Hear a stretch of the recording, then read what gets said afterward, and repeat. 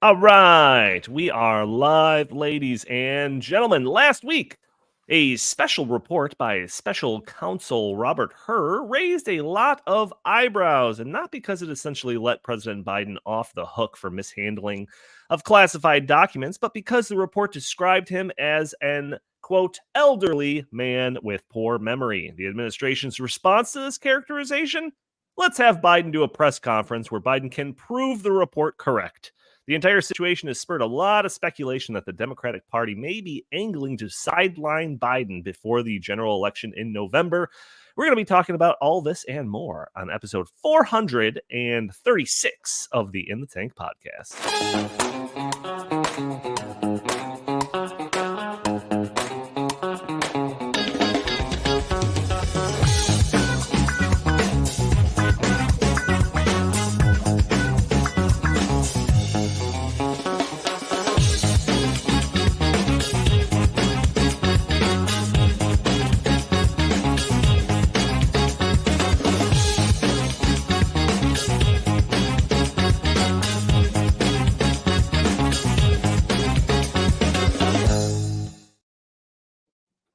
Alrighty, folks, welcome to the In the Tank podcast. Oh, yeah, keep it down, everyone. Keep it down. I'm trying to do the intro.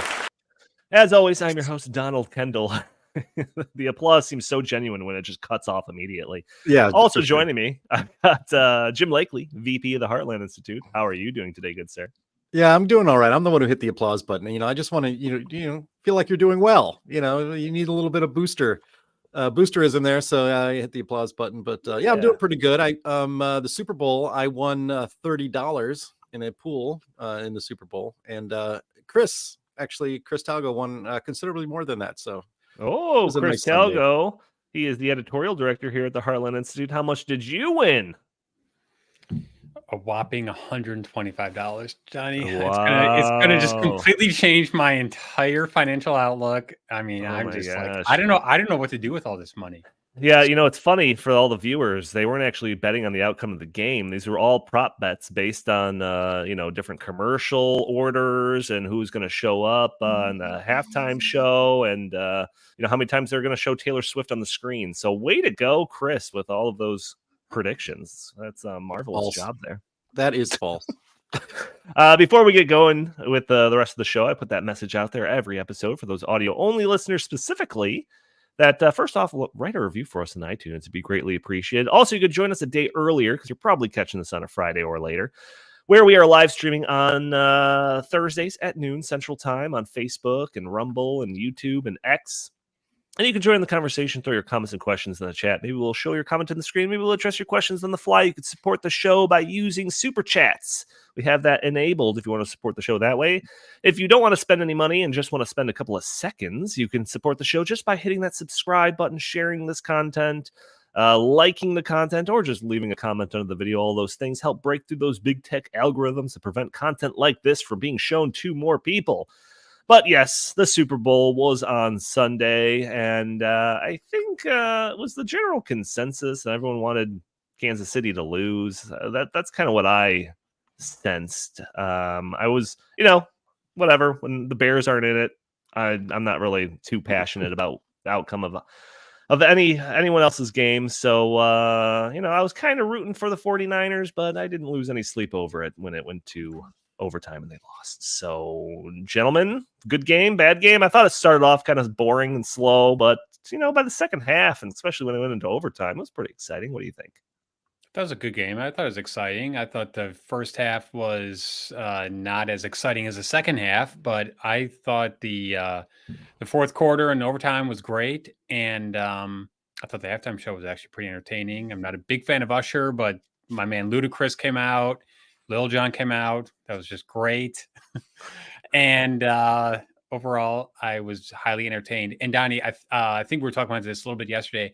To me, the Super Bowl is one of the few times in the entire year where you can say with absolute certainty that a large percentage, like 1 billion people, are doing the exact same thing at one given point. So I just think that is kind of interesting. It's one of the few times that we can all get together and then like relive it, like this reminds me of back when I was a kid, like Sunday nights after The Sopranos, people would, be in class or whatever, Monday morning talking about it.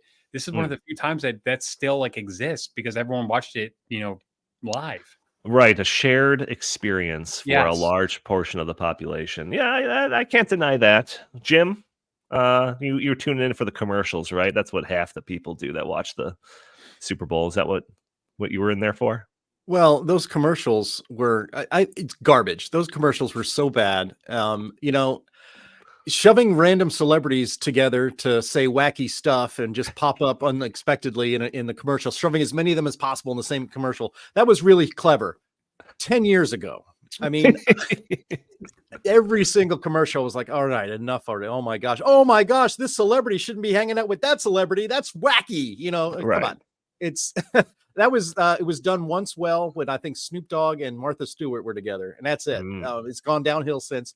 The only two commercials I think people remember even a week from now. Well, actually, there's one commercial people will remember a week from now, and that was RFK Jr. basically just playing a television commercial from the 1960 campaign of his uncle. I'm sure everybody's eyes and ears perked up when that happened, and they watched the whole thing. I thought that was very, very clever. And then I thought the Mr. T commercial when Tony Romo came out and said that people misspell Skechers. They think there's a T in it. And Mr. T comes in saying, pity the fool who, spells Skechers without a T in it. That was actually pretty funny. But the rest of them I thought were pretty... Yeah, my brother had a comment about the Super Bowl commercials when we were also kind of complaining about it in a different group text. But he said Super Bowl commercials are a lot like The Simpsons. They started off fine. Then for a long while, they were really funny. But now it's just a ways to shoehorn in current celebrities and the current thing. And I think that is pretty dead on. So I told him I was going to steal that. But hey, you know what? I decided to give him credit here at the last minute. Also, Jim, you pointed out some point during, I don't know, around halfway through the Super Bowl that there wasn't a whole lot of electric vehicle commercials. You go back a couple of years and it was like literally every other commercial was an electric vehicle commercial. And when you originally pointed it out, I think there was like none. But then by the end of the night, I think there was two that played. There was a BMW one with Christopher Walken, and I think there was like a Kia one. But still a far cry from like the 12 that we saw last year or 2 years ago, whichever the one that had the Sopranos kids in it. They had like 1 million electric vehicle commercials. In fact, it was a Super Bowl in which every single car commercial was for an EV. There wasn't a single car commercial for a traditional internal combustion engine vehicle. And so, yeah, I mean, I actually tweeted out that, I guess there's no more EV commercials. So that's done. That's nice to see. Then it was corrected immediately that there were others. But like even this ad with Christopher Walken, which actually was also pretty funny. They don't make a big deal about it being an EV. It just happens to be an EV, Sure. And I think even the Kia commercial and another one, in the past, it was all of these car companies bragging about this is the future. We are producing this awesome electric vehicle. Get your electric vehicle now. It's been kind of de-emphasized, I guess, because the market is not responding to the EVs and they're not selling. So, good luck to them. But yeah, it was kind of nice not to see every single car company virtue signal with their latest lemon that is called an EV. Yeah, we've been considering, or at least I have been considering doing a segment or an episode about electric vehicles. I know that they cover it a lot on Climate Change Roundtable on our main Heartland Institute channel on Fridays at noon, if you want to catch that show. But there's seemingly been a lot of bad news around the electric vehicle market over the past while now, but specifically in the past, I don't know, quarter or half a year or something like that. But it really seems like the wheels are starting to fall off the electric vehicle train. I don't know, but that might be something that we cover in the future. But I think that this was a pretty significant data point that kind of highlighted that fact. Chris, any other last words? Any Super Bowl talk before we get into Yeah. Just a couple of quick things. I think that with social media, the ads of the Super Bowl are not getting through as much as they did before. I mean, it used to be like the Super Bowl commercials used to be one of the best parts of the Super Bowl, but the 30-second ad, $7 million in 2024. It's unbelievable. $7 million. There was a commercial for like chocolates. It was like Lindor chocolates or something, right? Yes. And I was just like, how many chocolates do they have to sell to make up for the $7 million that they spent on this commercial? I was wondering the exact same thing. That's kind of like a niche product, like expensive chocolates. It's not something, unless they're trying to like mainstream it, where like people now just, or maybe it's for Valentine's Day. I don't know. But I watched that commercial kind of wondering like, wow, that's quite an investment. Yeah, people like to complain that like, Christmas has become this commercialized holiday, all of this stuff, and losing the spirit of what Christmas, all of what. Like if Christmas is commercialized, then what the hell is the Super Bowl? Like this is like the most, just like sitting there and having these commercials just like happen to me. Like I just felt like I was being exploited. But well, not only that, and I know you probably want to move on, but I think Jim probably remembers this. Back in the day when I was a kid and we used to go to Super Bowl parties, like the coverage started maybe an hour and a half before. Dude, CBS devoted the entire day to Super Bowl coverage, and it's like everything is brought to you by this, brought to you by that. And the kickoff show was brought to you by YouTube, and it's just like ad after ad after ad. And at a certain point, I remember I was just like, I can't watch this anymore. So I know it's just funny that like the Super Bowl, the actual game itself is almost secondary to just like the ads and everything. But whatever. We'll see. We'll see what happens next time around. But let's get to our main topic. So late last week, I think it happened on Friday. Special counsel charged with investigating President Joe Biden's alleged mishandling of classified documents published their nearly 400-page report on the matter after a year-long investigation. First off, it blows my mind that this story broke about a year ago. I remember exactly where I was when I saw it on the news, and I laughed because they were trying to, get Trump on the same stuff. That was a year ago. That blows my mind. Anyways, the report contained a lot of information about Biden's current cognitive abilities. So this was kind of the thing that's been getting the most attention from this report, and we'll get into other aspects of the report later, but this is the thing that's kind of grabbing a lot of the headlines. So the first thing that probably everyone that's watching this podcast has already seen, that's been in some of the headlines. I think the New York Post used it in their headline, that there was a segment of the report that says, we have also considered that at trial, Mr. Biden would likely present himself to the jury, as he did during our interview of him, as a sympathetic, well-meaning, elderly man with poor memory. So like that's the way that President Biden is described in this DOJ report. And, I think that kind of grabbed a lot of people's attention, rightfully so. I mean, so this guy, they use this as justification to not pursue charges on him, saying that he's just gonna come off as a sympathetic, well-meaning elderly man with poor memory. We can't charge him with a crime. It's like, great, but he could still be commander in chief and head of the United States. That's I feel like I can sleep at night after knowing that. But that was the thing that got the headlines. But there was a lot more. It's a 400-page report. I was combing through it, just looking for just little tidbits and whatever. So here's a couple of things that I found that were even more alarming, in my opinion.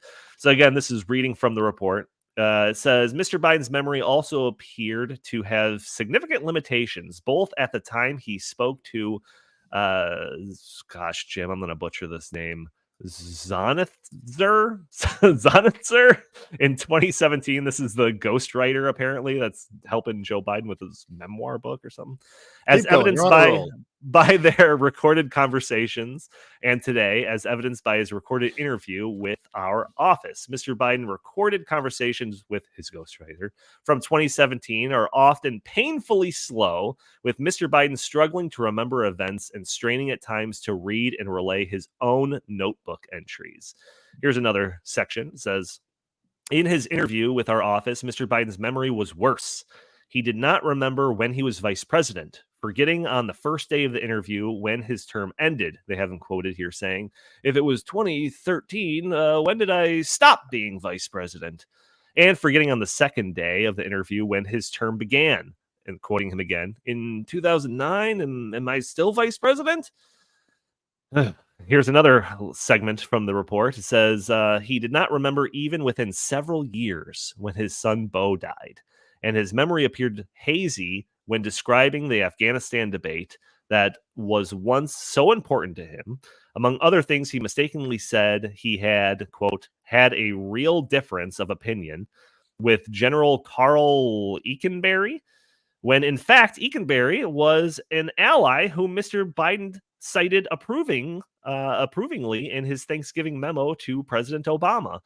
There's other parts of the report that reference Joe Biden's faulty memory. There's other parts of the report that refer to Biden's quote unquote diminished faculties. So the whole report was just like slathered in like, this guy doesn't even know where he is most days. So before we get into any of the other stuff that kind of resulted from this or the press conference or anything, Jim, what are your just top line thoughts about just the report itself? You mean just the report and the parts concerning his memory? Yeah. We'll get into the actual allegations of mishandling documents later, but I'm just very curious about the memory stuff.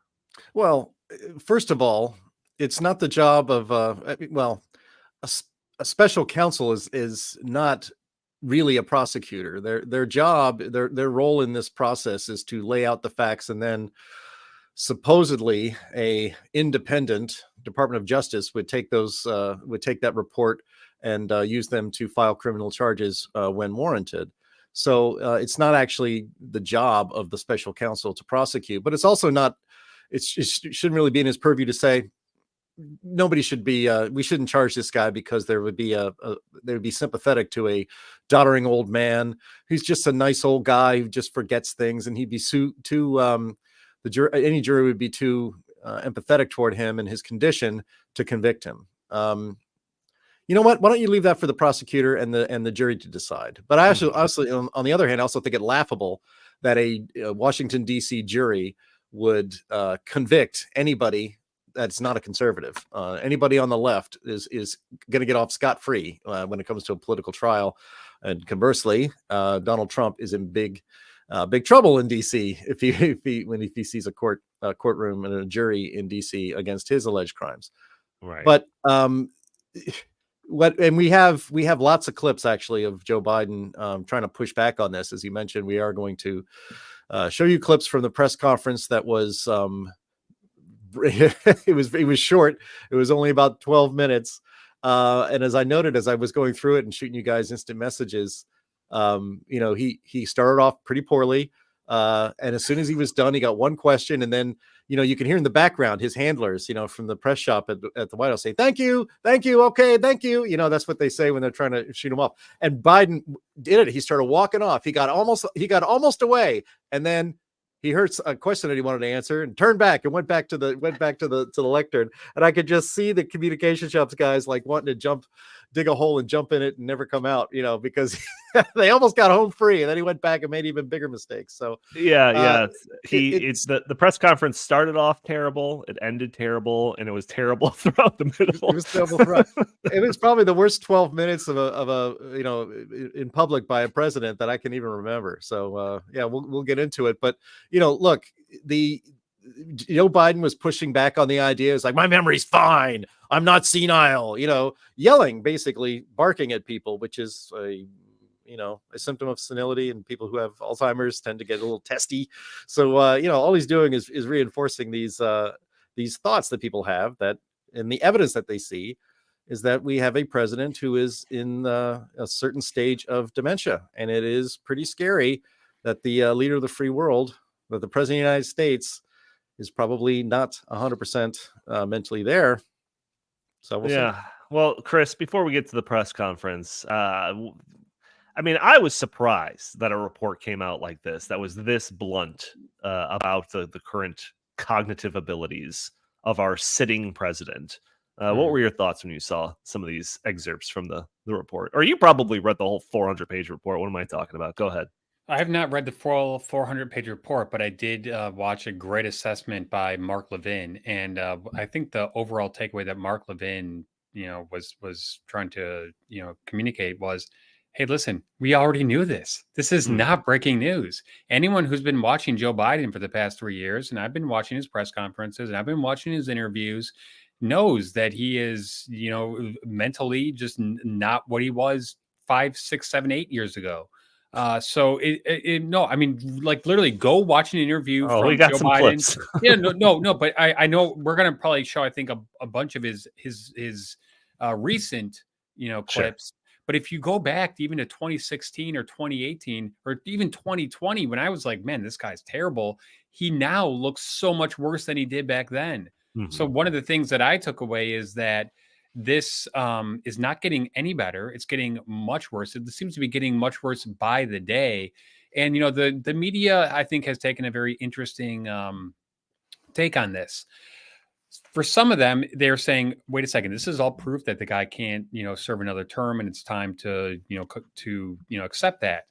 But then there's also a bunch of in the media that are, defending him and saying, wait a second, this is all gratuitous and this is all terrible and like innuendo and like shame on the special counsel for even bringing up, that his son died, even though if you really dig into the story, Joe Biden was the one who brought it up and then couldn't remember it. So it wasn't as if this was like a gotcha interview, which is how they're trying to like portray it, that the president came in and the special prosecutor was like, I'm going to show that you can't remember stuff. Ha ha ha. I'm going to trick you.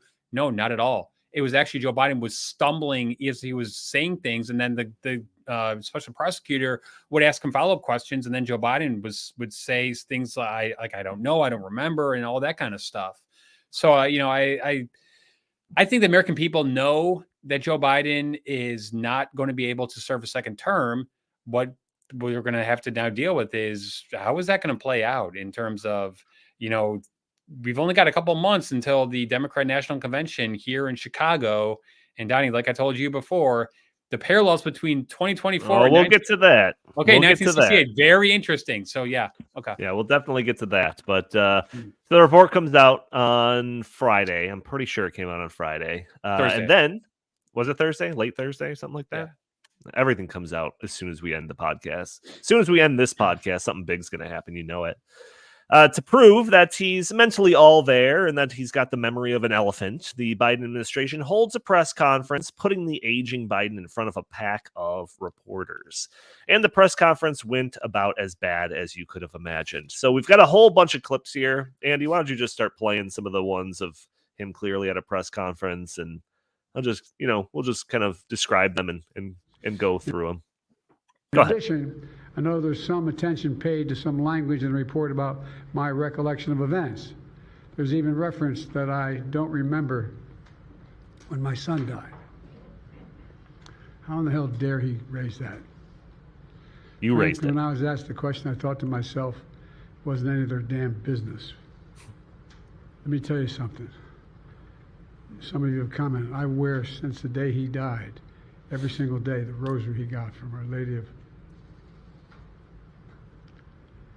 Oops. Every Memorial Day we hold. Senior moment. Couldn't remember the last of that friends sentence. And family and the people who loved him. All right, stop this one. Let's play another one. Let's do Biden memory fine. Remind me when he passed away. His strategy is always to get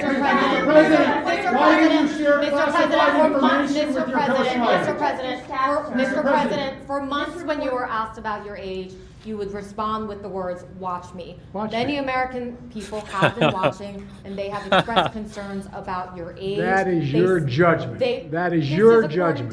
That is not the judgment of the press. They express concerns about your mental acuity. They say that you are too old. Mr. President, in December, you told me that you believe there are many other Democrats who could defeat Donald Trump. So why does it have to be you now? What is your answer to that question? Because I'm the most qualified person in this country to be President of the United States and finish the job I started. The conduct of the response. All right, wait. Pause it here. So his when the lady is saying, like, people are concerned, there's public polls. He's like, that's your judgment. That's not the judgment of the press. Like, is he even like making sense here, Jim? Like, he's just spiraling here. No, he's not. No, I mean, it is the judgment of the press. That's why they're saying it. Gosh, look, at his best, at his most mentally fit, Joe Biden is wasn't exactly the smartest guy in the Senate. Probably. You mentioned Mark Levin.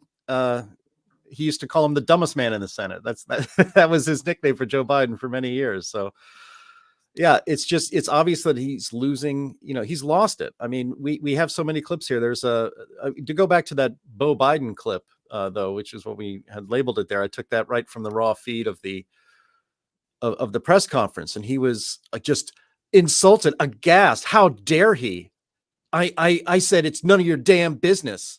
I don't believe that he said that at all. And I think he's lying, as he's always lying. And actually, the way to prove that is to release the transcript of that deposition between the special counsel and the president of the United States. Mhm. That is a public document, or should be a public document.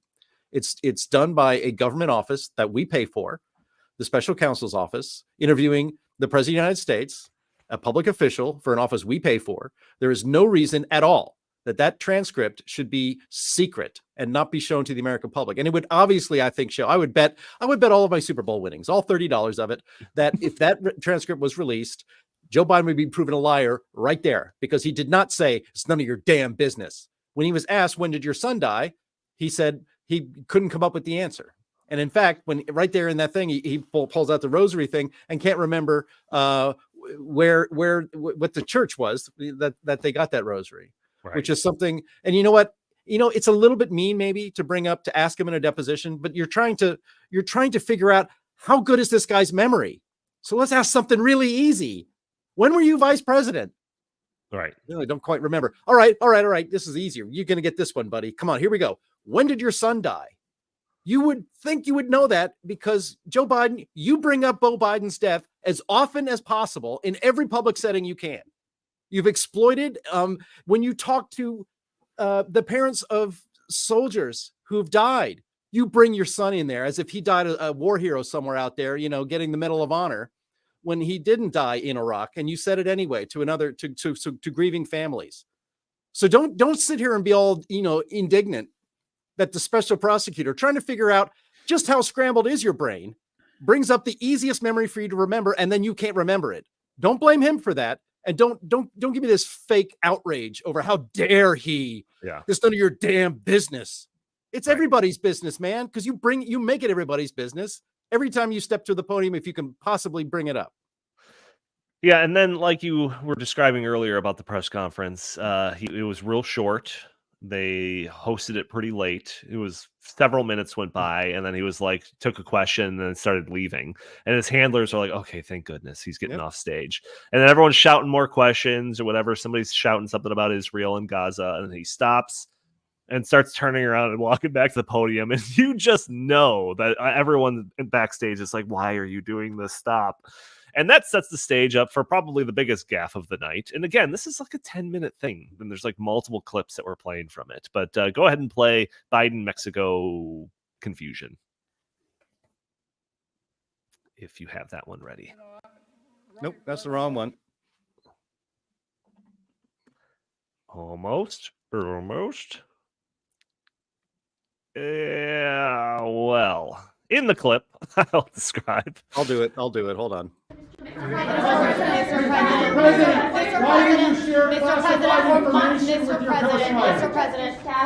President, for months when you were asked about your age, you would respond. Conduct. Here we go. Of the response. The conduct of the response in Gaza, in the Gaza Strip, has been over the top. I think that, as you know, initially, the president of Mexico, Sisi, did not want to open up the gate to allow humanitarian material to get in. I talked to him. I convinced him to open the gate. I talked to Bibi to open the gate on the Israeli side. I've been pushing really hard to get humanitarian assistance into Gaza. Yeah, so I had to look this up because, I'm not a geography expert, but I looked it up, and Mexico, in fact, does not border Israel. He was actually confusing the president of Egypt with, he mentioned Mexico. And yes, I know there's people out there that are like, oh, Joe Biden's got a million meetings. He just makes a mistake. Anyone can make a mistake like that. But there are that's literally like the third time in the past 3 days when this press conference happened that he was messing up, gratuitously messing up different world leaders and stuff. There's one about, I don't know if we have to play the clip. Jim, if you want to, we could play the clip.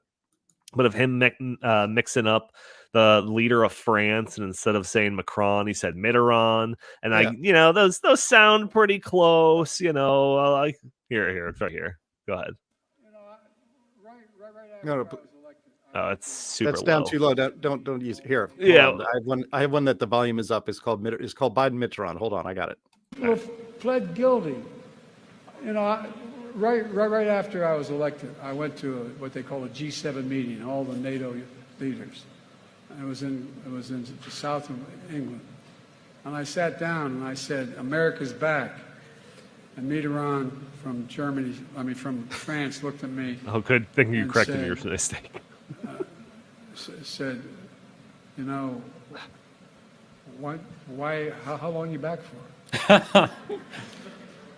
And I looked at him, and I said, who are you? The Chancellor of Germany said, what would you say, Mr. President, if you picked up the paper tomorrow in the London Times, and the London Times said, 1,000 people break through the House of Commons, break down the doors, 2 bobbies are killed in order to stop the election of the Prime Minister. What would you say? I never thought about it from that perspective. What would we say if that happened in another democracy around the world? Oh my God. Yeah. Okay. So that example, and then there's another one of him messing up the I think head of Germany. He mentioned someone that died 8 years ago or something instead of Merkel. So it's just it's not just a one-off thing. There is numerous examples. We could fill up the rest of this episode playing examples of him. It's hard for me to even greenlight playing more clips of him, just because it's so painful to listen to him just trying so hard to come up with just the simplest of words. But then there's plenty of videos of him being just led around he's got lost after he went outside the gates of an old folks home or something like that. And it's just this is the most powerful man in the world right here. We're all fine with that. We're all fine with him having the red phone on his desk. We're all fine with him having the nuclear launch codes. This is all fine. We're all going to accept this just because, hey, orange man bad. That's the logic behind all of this. I mean, Chris, I feel like we're beating a dead horse here when we talk about Joe Biden's mental state. But this report, I feel is starting to kind of almost bring it to a head where it just has to be, it has to grab the attention of just the general populace, especially considering this is an election year. What do you think? Well, I think it's already caught the attention of the general populace, and I've seen polls that have come out where 76% of Americans think that Joe Biden does not have the mental acuity to perform as president. What I think is so interesting about this is now it seems as if the mainstream media is starting to take that and run with it. And, I have not seen the White House press pool act like that towards Joe Biden yet. Mm-hmm. So usually they are as, easy on him as possible, ask him the most softball of all softball questions. But I think what happened was they realized, wow, this is a big story. And they, wanted to ask him questions about it. And I think that has finally triggered a little different relationship between the White House press pool and the mainstream media and the Biden administration in general. For the past 3 years, the mainstream media has been, running cover for the Biden administration. And, they've been saying, oh, he's hardworking and he does all this stuff behind the scenes and just all this stuff. And I think that is finally starting to fall apart. And the American people are now, realizing, wait a second, this guy is not capable of running again. And I think they're in a very, difficult period here where they've got a couple months before the convention. And it's what are they going to do? Are they going to just try to keep propping him up? Or are they going to say, wow, you know what? It's really getting bad and we got to replace him with somebody else? Yeah. Okay. So Jim, I want your insight into this because this is kind of the logic. I think that when this happened, people were like, why would they even put him out on stage like that? Why wouldn't they have hand-picked questions Barack Obama used to do during their election? Are they just trying to set him up to fail? It just looks like they were just hanging him out to dry out there. And then the speculation is oh, well, it's because they're going to sideline him. There's all this talk about, Michelle Obama should run, or this is why Gavin Newsom has been doing what he's doing over the last several months. It's all this idea that they're going to sideline Joe Biden so that somebody else can kind of fit into this spot that would have a better chance of beating Biden. And another example of that, to kind of go back to our opening chit chat when we were talking about the Super Bowl, is that there's been a bit of a I don't know, a tradition, I guess. It didn't start that long ago. I think it started under Barack Obama, but like a Super Bowl interview with the sitting president. And, Joe Biden's like, you know what? No, I'll pass all of the softball questions and, the potential like flowery interview in front of millions of people on an election year. And that got more people thinking like, does this mean that they're going to oust him? I don't know. What do you think? Well, he's obviously not mentally fit enough to even do a softball interview before the Super Bowl, the most captive and easy audience, absolutely worth hundreds of millions probably in political advertising that every president will take advantage of if they're offered it. I actually can't even remember if Trump ever did a sit-down interview before the Super Bowl. Maybe people in the chat can remind me. You don't pass that up unless accepting it would be way worse than not accepting it. And so that's what happened in this case. I mean, but I want to go back to that what we call the Mitterrand mess up when he, Francois Mitterrand was the leader of France in the 1990s. He died in 1996. So either Joe Biden is seeing ghosts when he's at NATO meetings, or he is losing his memory because another telltale, and a lot of people that are listening to and watching this have family members who have, and they have dealt with dementia in beloved family members. And what you find out is that what you discover as it continually progresses and gets worse is that your loved one will remember things from long ago, very, very, with a lot of detail, but they can't remember things that happened just recently. And it's tragic. It's terrible. But it is, I think, quite obvious that this is what our current president is suffering under.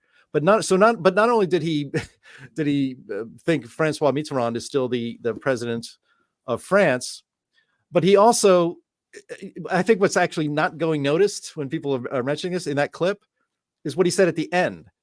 He said that what would the prime minister of Great Britain what would we think if, basically what he was saying, what would we think if January 6th happened in Britain, that thousands of people stormed into Parliament and killed two bobbies? In other words, killed two police officers. Joe Biden thinks that on January 6th, 1,000 or more people rushed into the Capitol and murdered two cops. That's not what happened at all. And people are kind of letting him get away with that. So I think that's actually, a little worse than him just forgetting that the president of France has been dead for almost 2 decades, or more than 2 decades. It's that he still has these fantasies about, even when he can remember stuff, he still has fantastical versions of the truth. Is there a chance, though, so I talked to Justin about this theory of them trying to sideline, Joe Biden and all of that. And I'm sure that there's a lot of people that are hoping that something like that happens. Maybe not the people that have their actual hands on the control panels of all of this sort of stuff and, power positions in the Democratic Party or whatever. But surely there are some people in the Democratic Party that are hoping that they have a better candidate to run than Joe Biden. But is there really a chance of it? Because Justin was saying that the actual practicality of it makes it almost seem very unlikely. And I have another article in the show notes that's, I think it's a political article that is said Democrats might need a plan B. Here's what it would look like. And the first half of the article kind of goes through and explains how a lot of the solutions or perceived alternatives to Joe Biden are really not realistic. And how even if some perfect candidate just kind of swooped in right now, during the primary process, the actual process of getting your names on primary ballots is already passed for 44 of the 50 states or something along those lines. So even if a candidate came in right now and everyone loved them and all of the stuff, that candidate still wouldn't even be able to win the primaries. So what this article suggests is that the only way out of Joe Biden running is if he voluntarily steps down, and it explains how that would look. and basically that the primary season would end. It would run through early May, I think. He would get all of the votes necessary or whatever. And then as it's going to convention, he would signal that he is going to step down. And then that would set up for the convention for it to be decided who is the actual candidate. So, Chris, you mentioned the idea because I had asked if there was any precedent for this when we talked earlier in the week, and you brought up the LBJ thing in the 60s. So, and you said that there is some kind of poetic rhyming going on between what's going on today and what happened in the 60s. But I mean, what are your thoughts? Do you think that's at all possible? I don't know. What are some of the coincidences that? I see so many historical parallels. Johnson, took over for Kennedy, who was super popular. Biden took over basically for Obama, who was super popular. Johnson in '68 was dealing with a lot of problems, especially the Vietnam War, and the economy was sinking. And he was getting a lot of behind the scenes pressure from Democrat operatives back in those days to not run again. And he, at the very last second in March, made a speech to the nation in which he said, "I will not seek re-election in 1968," which was a humongous surprise to the nation. It also just so happens that year, the Democrat convention was in Chicago. The Democrat convention is going to be in Chicago this year. So, I mean, there are some similarities. I think it's also very interesting that so many prominent Democrat experts, whether it's David Axelrod or James Carville or whomever, are openly talking about this. So this has not been the case for the past, 3 years. But in the past couple of weeks, now it's like an open secret on CNN and MSNBC and some of those other, mainstream media news networks, where they're saying, they really should consider other options, whether that's Gavin Newsom, whether it's Michelle Obama or whomever. But they are now saying you cannot just automatically assume that Joe Biden is going to be the Democrat Party's candidate for 2024. And just, Donnie, one other, quick thing. Like you said, the Democrat convention is different than Republican convention because the Democrats use what are called superdelegates. Those are free agents. Those are not wedded to any candidate.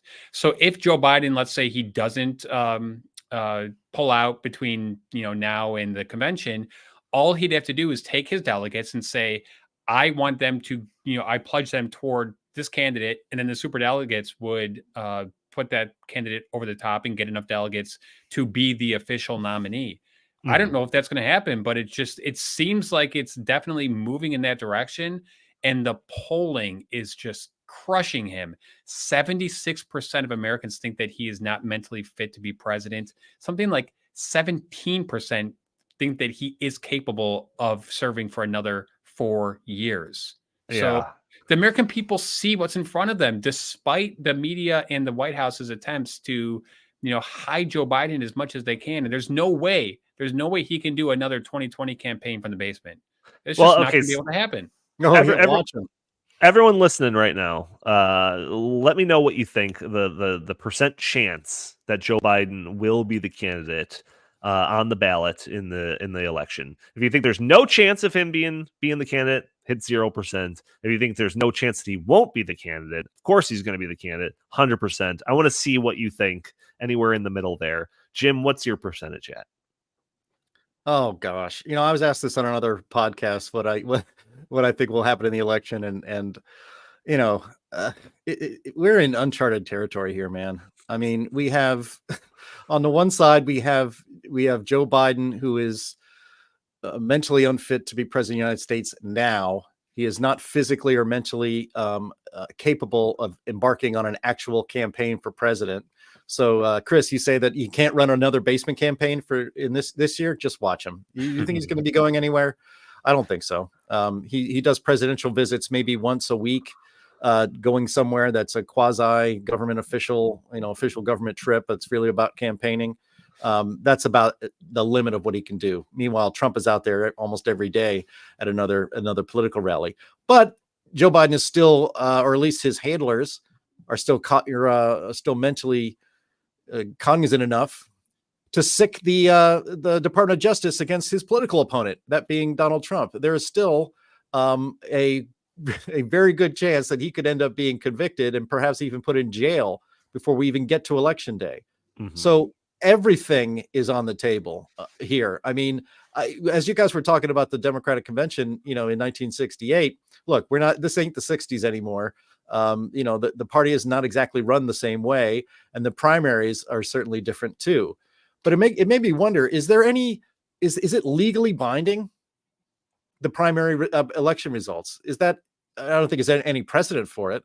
But when you watch the conventions on TV, they make it's all pomp and circumstance and all this stuff. And then, the delegates from Colorado will stand up and brag about their state and say how it's fantastic and blah, blah, blah. And then we put all of our delegates in support of, ex Joe Biden as president of the United States.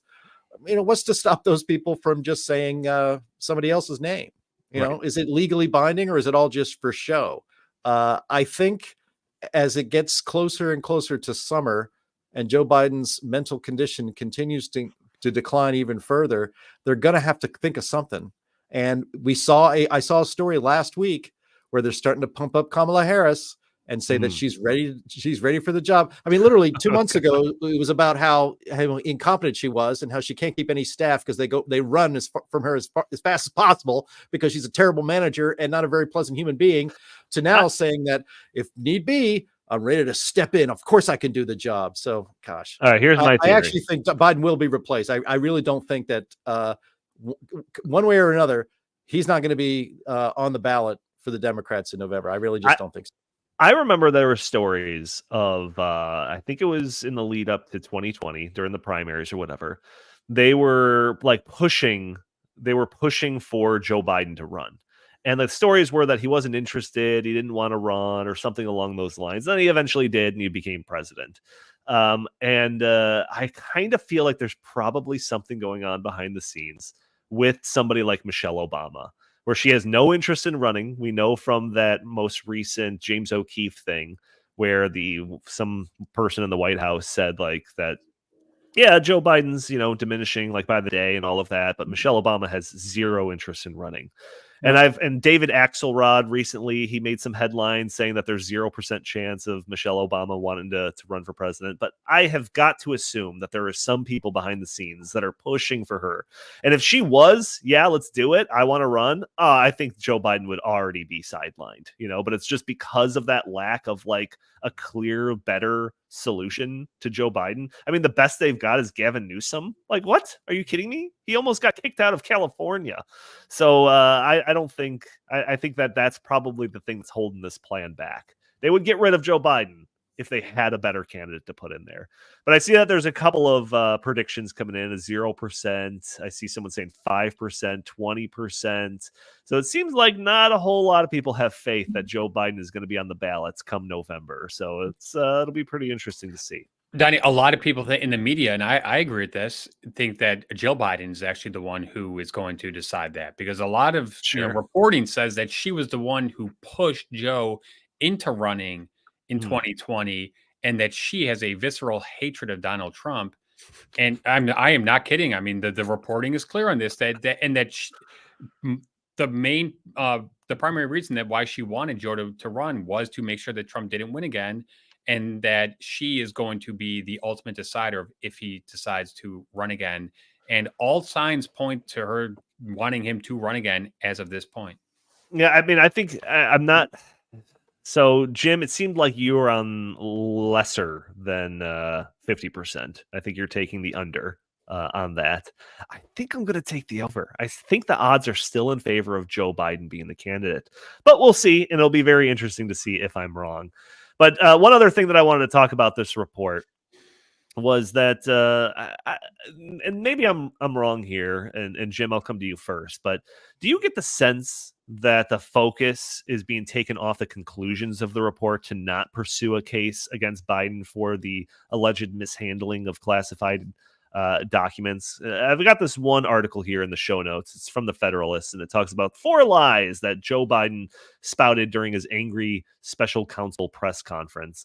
And one of the lies is that he has a terrible memory, but he said that he had a good memory. But the other ones pertain specifically to the case. One of the claims that Joe Biden made was that he did not share any classified information with his ghostwriter, that name that I couldn't pronounce, whereas the report clearly states that he did.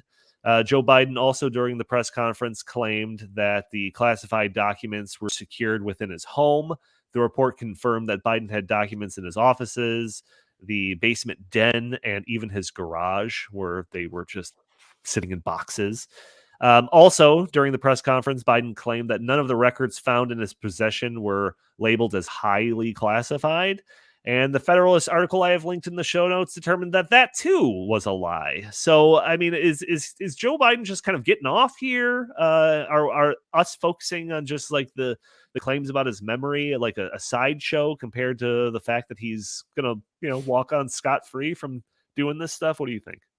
Well, let's be clear about something. His mere possession of classified documents itself is a crime. It doesn't matter where he had them stored or that he cooperated and wanted to get them to the National Archives and all of that stuff. His mere possession of those classified documents is criminal because he's not president. He was not these classified documents. He actually bragged about in that press conference, that disastrous 12-minute press conference. He even bragged that some of these documents go back to his time in the Senate. Dude, you cannot take away from a classified room, classified documents, just because you're the chairman of the Foreign Relations Committee or whatever stupid committee he was on. He had no right to any of those documents at all. And so you could argue that Trump as president, having classified documents that he took with him after being president of the United States, he could declassified them. We're not going to go relitigate the whole thing, but there is a plausible reason why a president might have classified documents in his possession.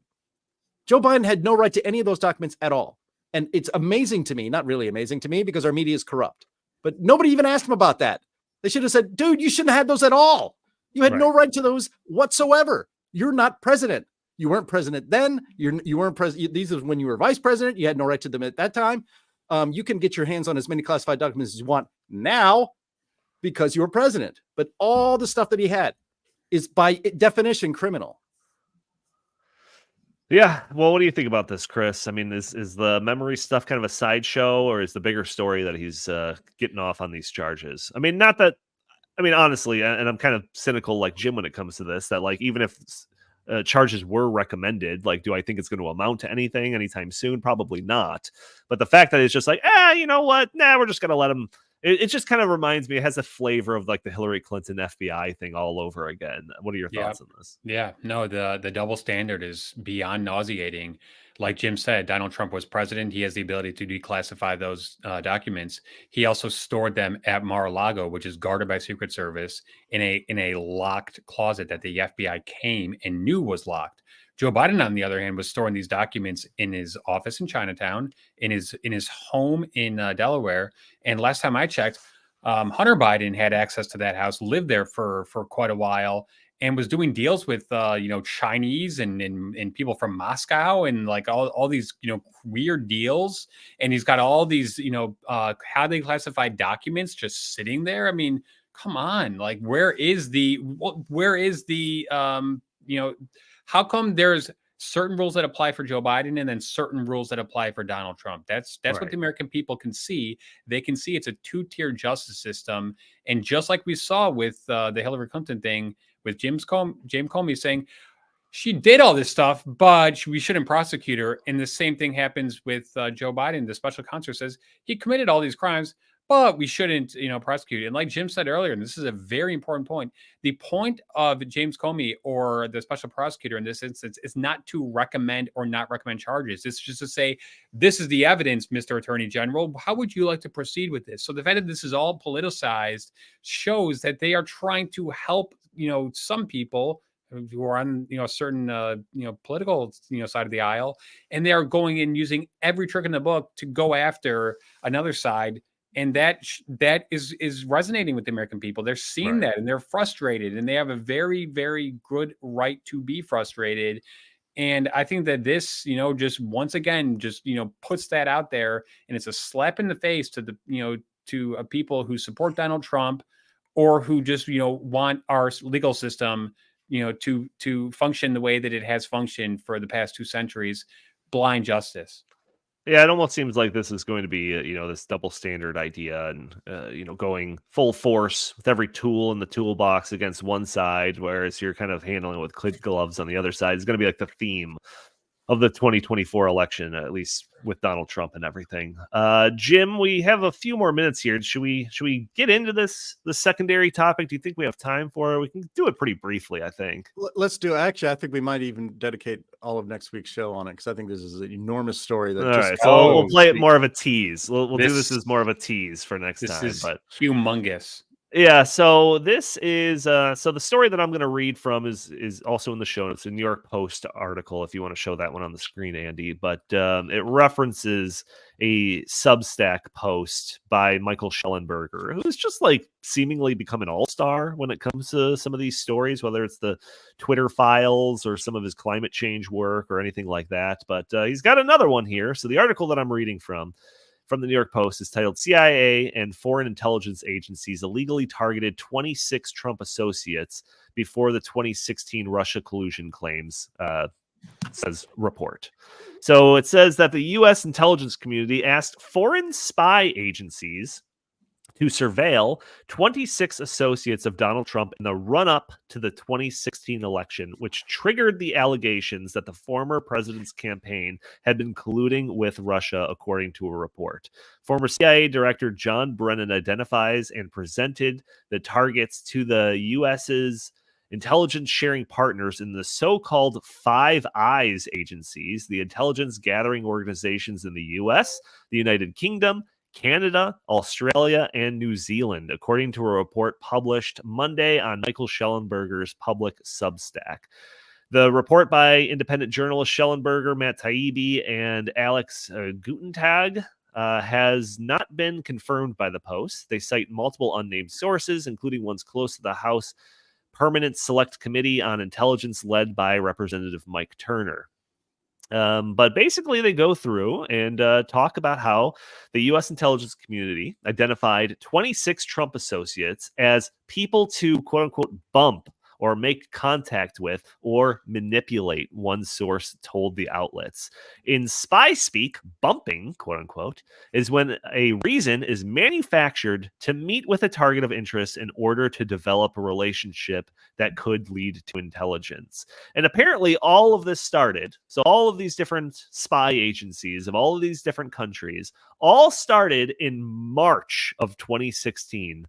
Leading up to that general election in 2016. So it started well in advance of Trump actually being president or anything like that.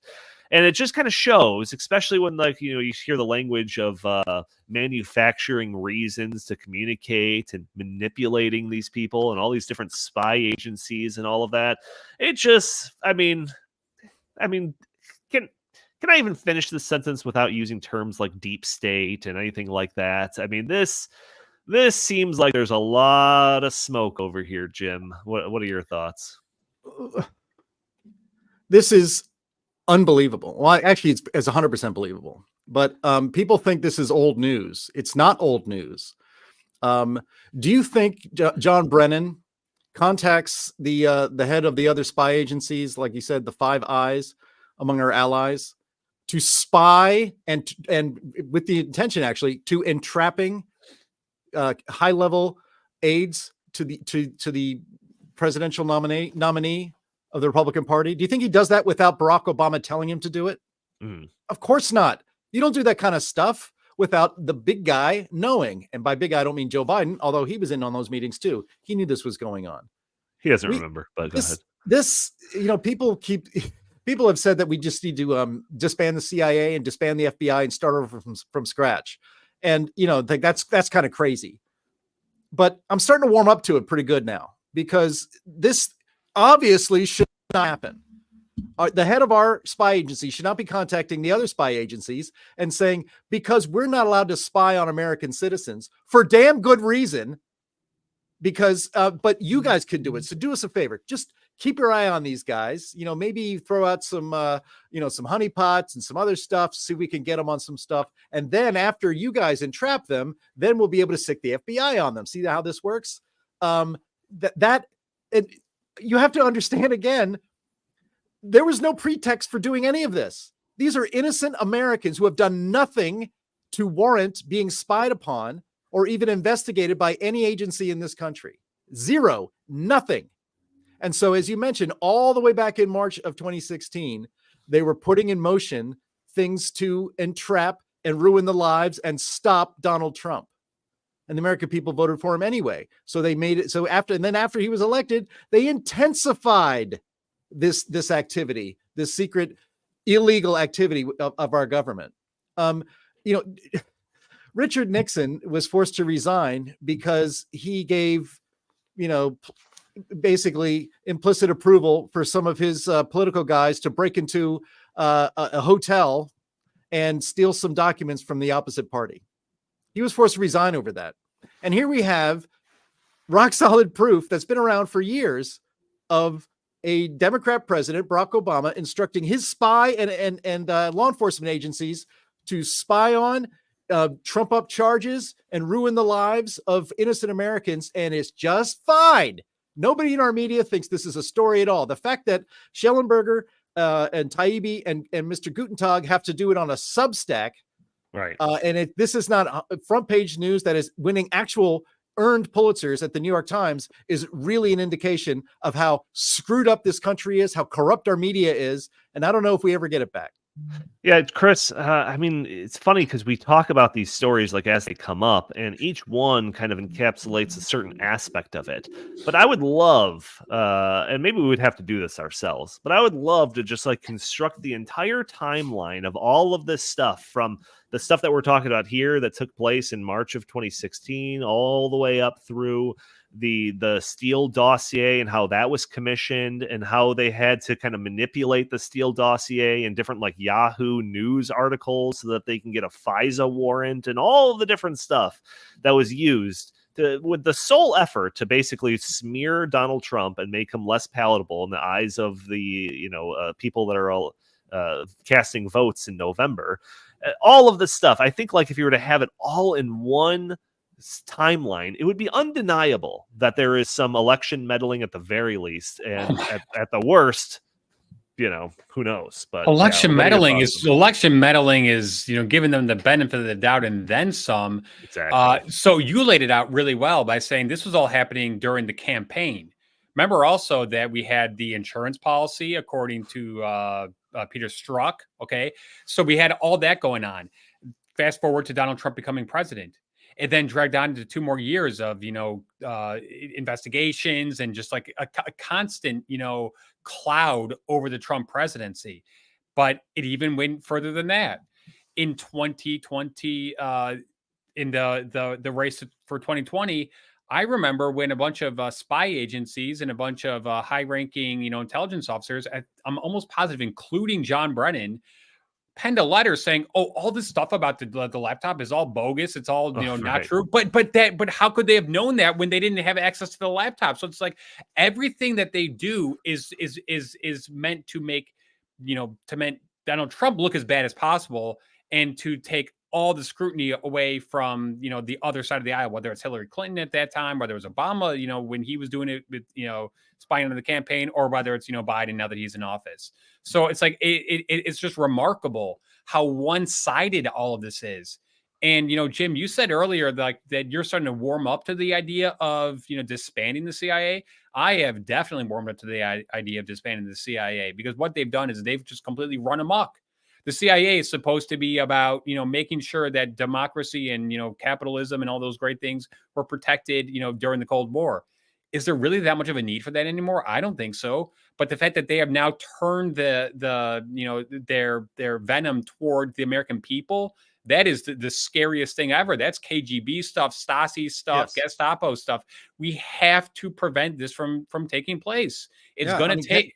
And I think it's going to just take a complete house cleaning, at the highest levels. I'm hoping that takes place in 2024. we need that clip on the ready constantly whenever we're talking about this. Of was it Chuck Schumer when he was on some like morning news show, Sunday news show, CNN, Yep. MSNBC, something like that, and he's like, if you cross the intelligence community, they have 6 ways from Sunday to get even with you or whatever. Yep. Specifically talking about like Donald Trump talking bad about the intelligence community. Yep. And it's just like, he's not wrong, folks. He's not wrong. He's absolutely right. And when they say stuff like that's revealing of how the actual stuff works in the background, you kind of have to listen to them. Andy, don't worry about it. We won't play that clip. Maybe we'll play it next time. I have it on my computer, so I can grab it later. But go ahead. Well, I was just going to say, Donnie, I'm so glad you brought up the FISA stuff, because the abuse of the FISA court, which was, right. I still cannot believe that happened, and I still cannot believe that the FBI basically got away with it.